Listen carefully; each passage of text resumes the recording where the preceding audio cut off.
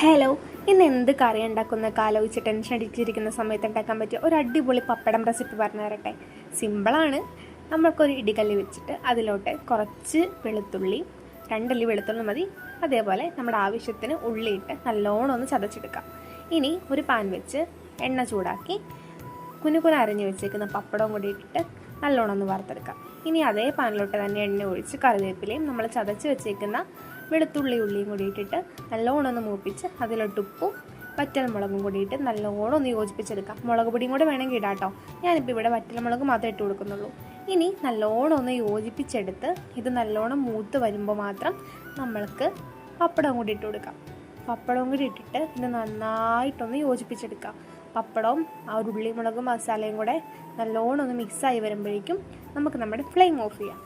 ഇത്രയേ ഉള്ളൂ, സിമ്പിളാണ്. ഈ ഒരു കറി ഉണ്ടെങ്കിൽ നമുക്ക് അടിപൊളിയായിട്ട് ചോറ് കഴിക്കാം. അപ്പോൾ താങ്ക് യു.